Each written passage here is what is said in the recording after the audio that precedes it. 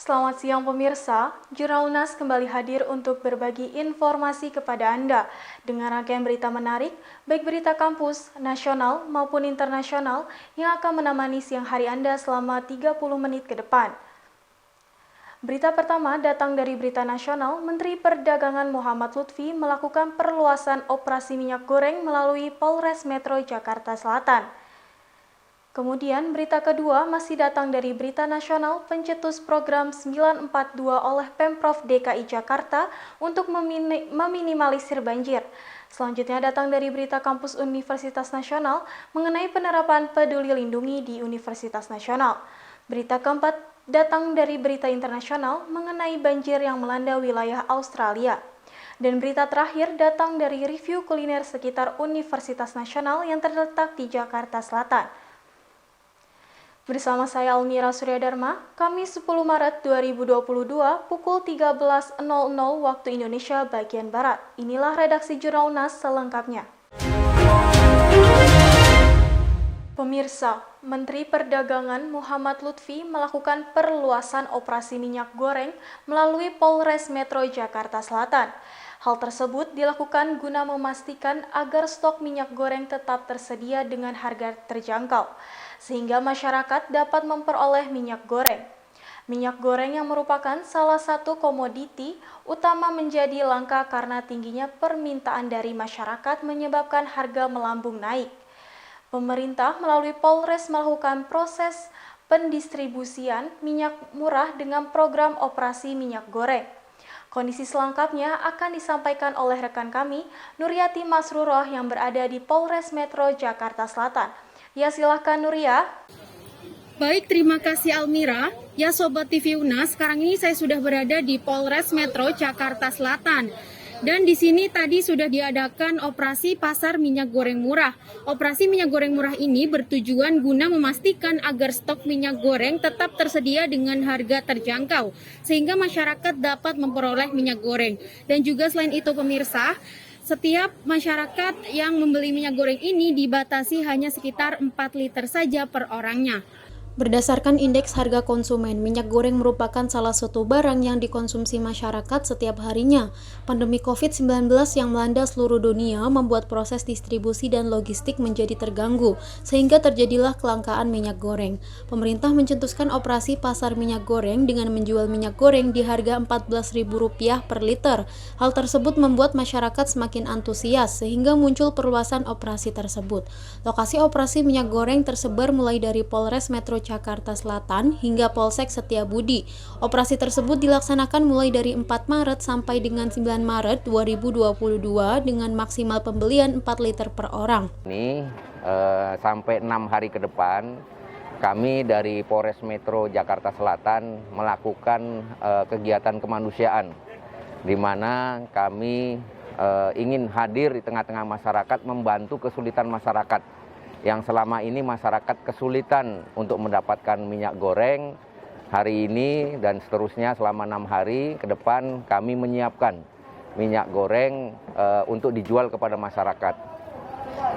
Kenapa kami bisa melakukan ini? Karena kemarin dari penelitian maupun penyelidikan yang kami lakukan, ternyata kami mendapatkan fakta bahwa kami duga telah terjadi misdistribusi, di mana pendistribusian minyak ini memang seharusnya sudah ada area-areanya. Nah, yang kami temukan adalah pada saat itu distribusi yang keluar dari area yang sudah ditentukan, sehingga pada area-area tertentu terjadi kelangkaan dan pada akhirnya karena tidak terkontrol oleh distributor dengan baik, mengakibatkan sampai di tingkat masyarakat harganya cukup tinggi. Waktu itu kami temukan Rp17.000 per liternya, dan ini di atas harga eceran tertinggi yang sudah ditentukan oleh pemerintah. Sehingga kami kemudian bekerja sama dengan pabrikan dan distributor utama untuk kami bantu menyalurkan minyak-minyak goreng ini langsung kepada masyarakat, sehingga masyarakat dapat langsung membeli di Polres maupun Polsek di jajaran Polres Jakarta Selatan dengan harga sesuai dari aturan pemerintah, yaitu harga eceran tertinggi sebesar Rp14.000 per liter. Dari sini kami batasi juga agar masyarakat semua bisa dapat kebagian semua, kami batasin per orang Dalam satu hari dapat membeli sebanyak maksimal 4 liter. Ya Sobat TV UNAS, demikianlah informasi yang dapat kami sampaikan. Nuriyati Masruroh dan Fahri Husaini melaporkan langsung dari Polres Metro Jakarta Selatan kembali ke studio. Terima kasih Nuria atas laporannya. Pemirsa, nantikan informasi selanjutnya mengenai berita nasional yang akan disampaikan setelah jeda pariwara berikut ini.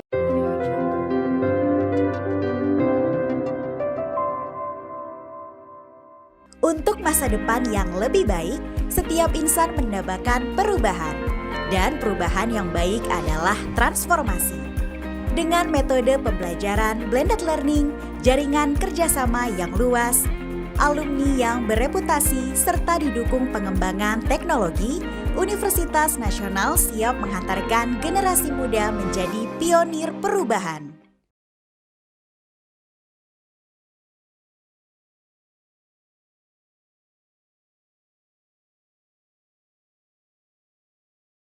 Pemerintah Provinsi DKI Jakarta mencetuskan program 942 yang merupakan sebuah program penanganan banjir.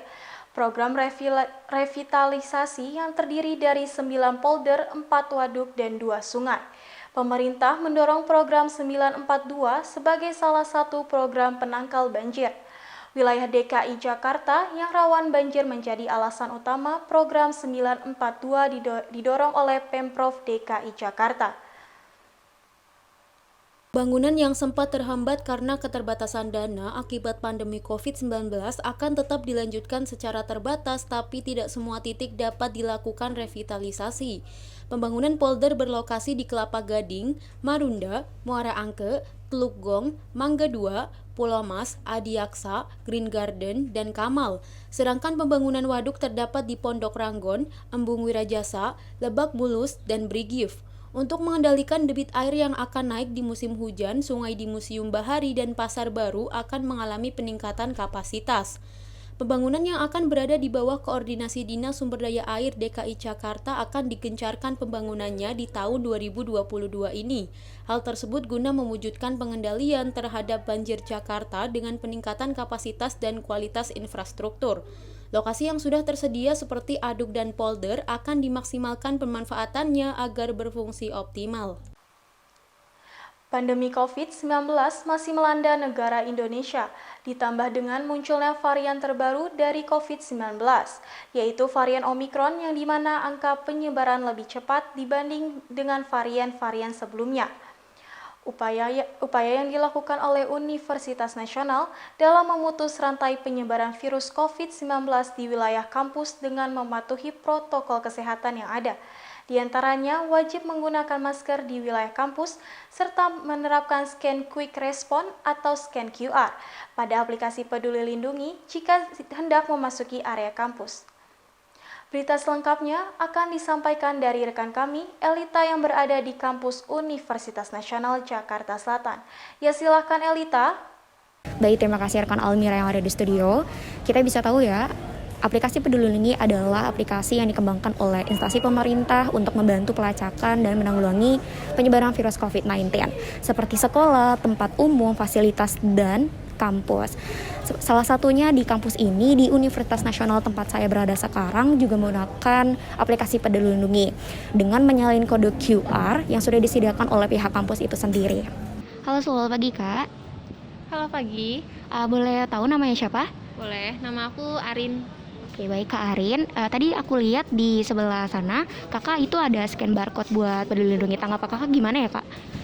Tanggapan aku bagus ya, ada scan barcode gini, jadi kita tahu gitu kapasitas yang udah masuk UNAS nih berapa gitu kan, jadi kita lebih care lah, lebih enak gitu untuk masuk dalam ruangan tertutup ini kan. Kita tahu juga lagi COVID gini kan, jadi pasti ngerasa was-was gitu masuk ruangan yang tertutup gini. Jadi dengan adanya scan barcode gitu, kita jadi tahu gitu, oh udah berapa banyak nih yang masuk di kampus ini, jadinya lebih waspada aja sih, jadi lebih enak gitu.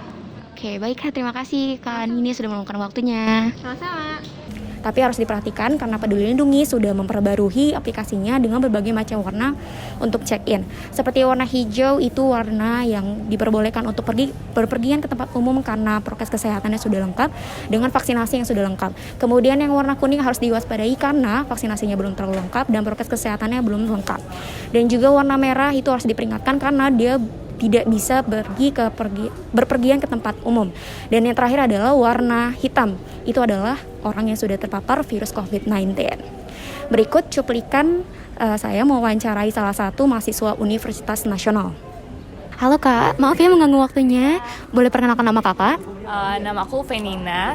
Oke, Kak Velina. Tadi Universitas Nasional ini sudah pakai Peduli Lindungi. Menurut Kakak ini mempersulit atau tidak ya? Sebetulnya mempermudah, dari satu sisi mempermudah ya untuk kita kalau diaplikasikan dengan baik untuk tracking orang-orang yang sudah positif COVID dan segala macam. Tapi sepertinya dari prakteknya pun walaupun kita udah udah scan barcode segala macam, kayaknya kurang efisien dari segi belum diterapkan secara benar kalau itu tuh untuk nge-track orang-orang yang kena COVID gitu. Kayak secara tidak langsung kayak formalitas aja gitu. Alasannya mungkin belum memadai begitu. Oke, baik. Tapi kalau tanggapan Kakak dipakainya scan Peduli Lindungi ini penting ya buat kampus? Penting sih. Terima kasih Kak sudah meluangkan waktunya. Sekian informasi dari saya dari Universitas Nasional. Saya Eltrojas bersama tim Unas TV melaporkan kembali ke studio. Hari ini kita lagi ada di Monas. Bereksperimen, berwisata kuliner, serta mereview berbagai jenis makanan dalam program Nona Rasa. Nah, sekarang gue udah nih guys di Universitas Nasional. Acara variety show yang dikemas secara komedi untuk menghibur dan membahas topik pembicaraan terhangat bersama The Mantle Show.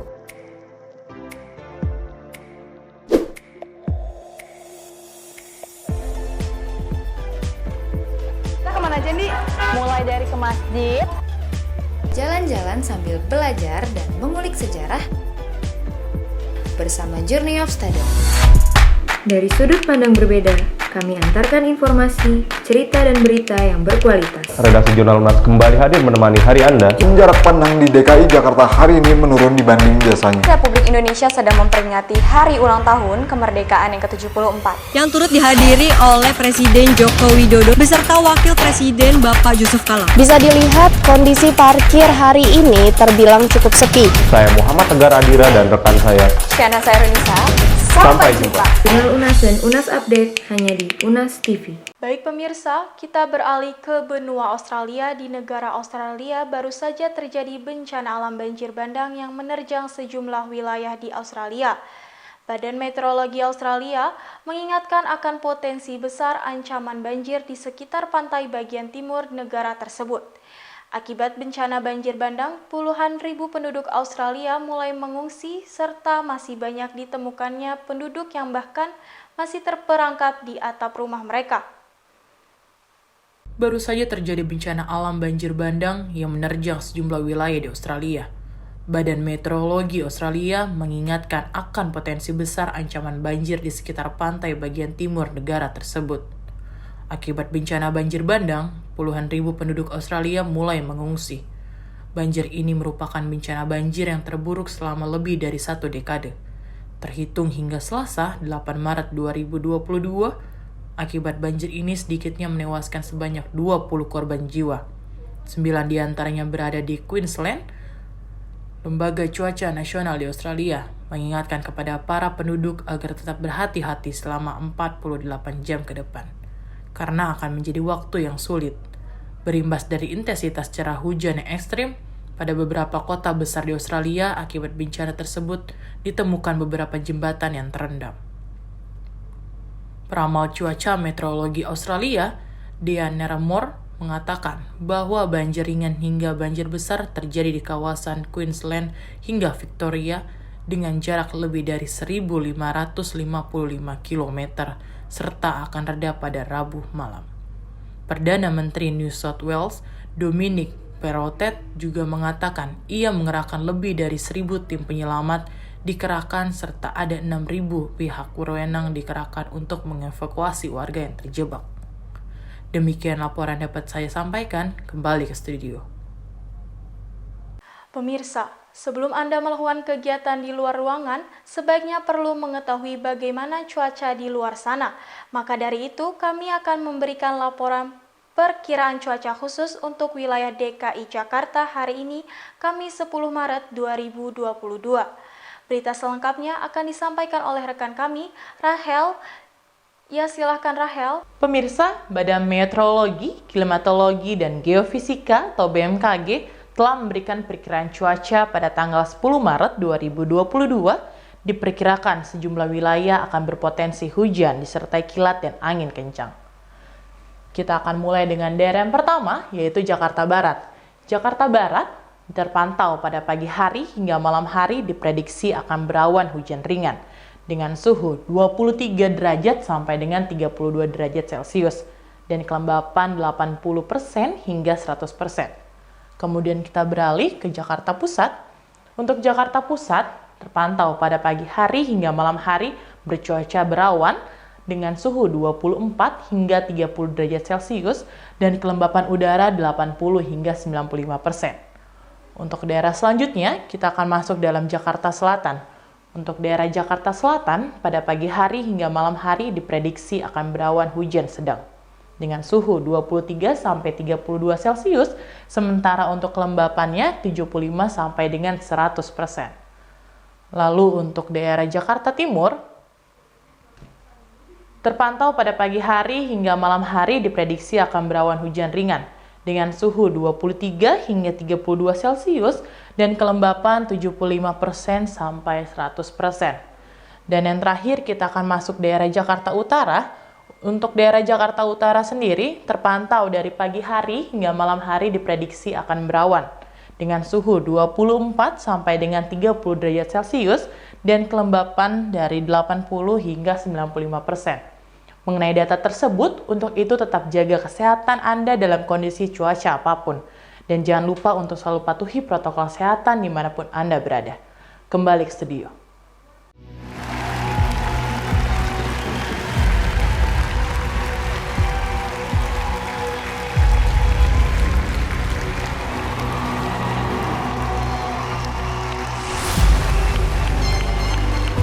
Company profile present. Next stage standby.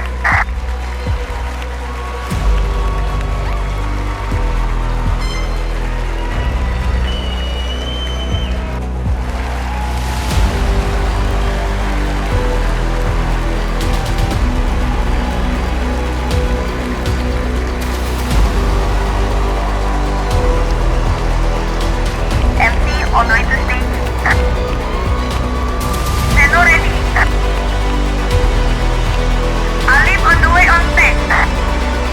Marliza ready. Mirza on the way on stage. Everybody 5, 4, 3, 2, 1.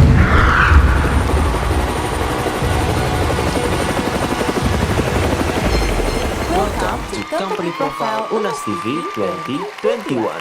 Saya Mangki. Saya Rahel. Kami akan mengarahkan acara ini.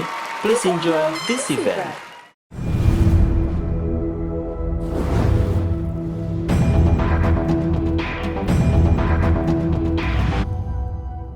Universitas Nasional, sebuah kampus perjuangan di mana di dalamnya terdapat komunitas Unas TV, pembawa generasi berprestasi tanpa henti, komunitas yang membangun seni percaya diri.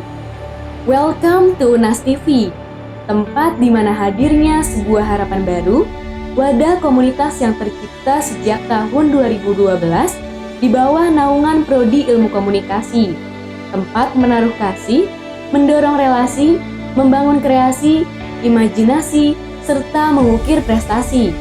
Bukan sekedar komunitas, namun lebih luas dan lebih indah dalam realitas.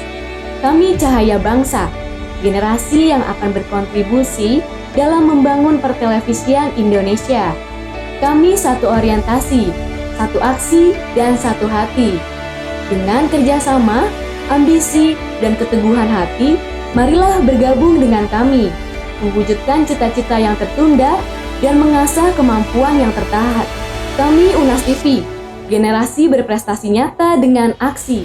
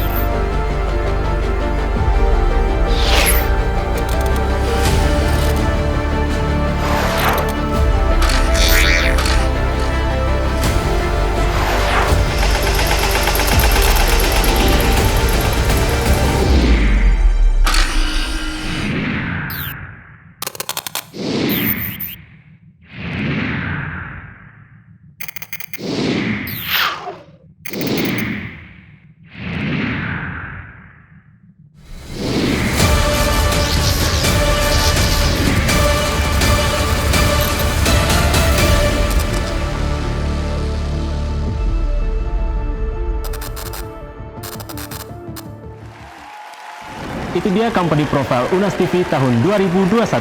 Sampai jumpa di company profile Unas TV tahun berikutnya. Selamat sore.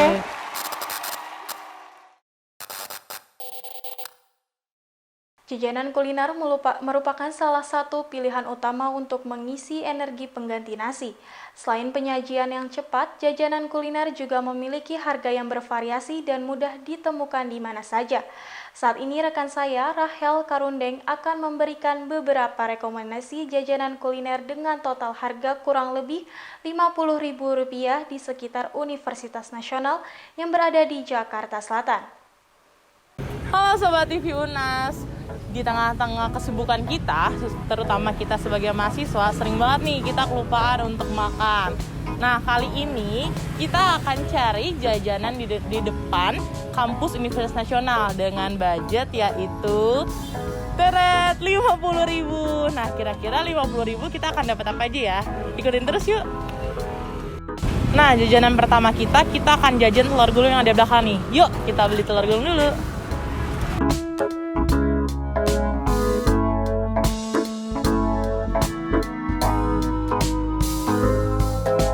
Nah, selanjutnya kita akan beli bakso tusuk nih, yuk. Bang, 5.000 ya.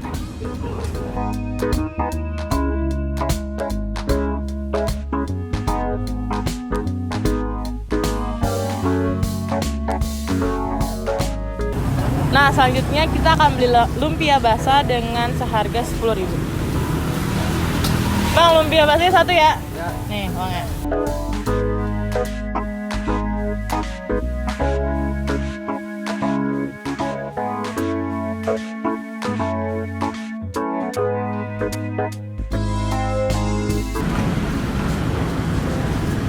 Nah, kita masih di sisa 25.000 nih, dan kita akan beli minuman yaitu teguk. Yuk kita pesan dulu.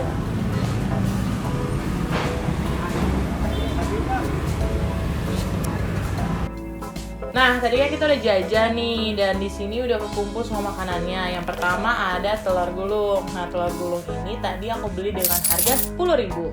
Nah, kalau ini ada bakso tusuk. Bakso tusuk ini dengan harga 5.000. Ketiga ada ini nih. Ini namanya yaitu lumpia basah. Nah, lumpia basah ini harganya 10.000. Nah, kalau misalnya ini dua-duanya belinya di tempat teguk. Yang pertama kita ini dulu nih. Ini ada seblak goreng. Jadi ini seblak instan yang kita bikin sendiri, tinggal masukin air panas saja. Lalu di sini kita ada minumannya yaitu Thai tea dari Teguk. Nah, kita akan makan telur gulung nih. Kita cobain ya, rasanya gimana. Ini udah pakein saus. Jadi telur gulung ini telur dicampur sama bihun, dan rasanya enak banget. Telur gulung nggak pernah fat. Oke, kita akan makan bakso tusuk. Ini bakso tusuknya itu udah dicampur sama saus sambal dan juga kecap. Kita cobain ya guys.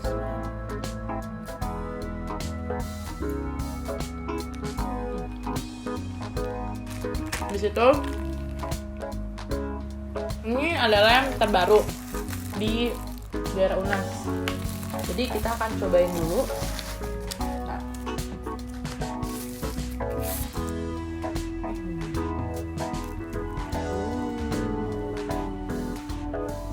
Makan.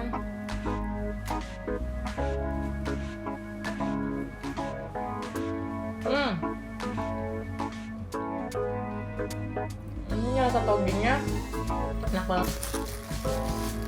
Dan makanan terakhir kita seblak. Jadi dalam seblak ini isinya itu ada mie-nya, terus ada seblaknya nih, ini seblaknya, terus ada somai kering, sama ada cuanki juga. Dan ada tadi pizza. Cobain guys.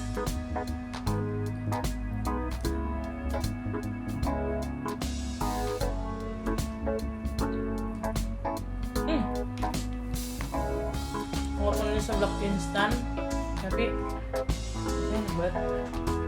Recommended. Ini harganya cuma 15.000 aja. Dan yang terakhir, kita akan minum Thai tea.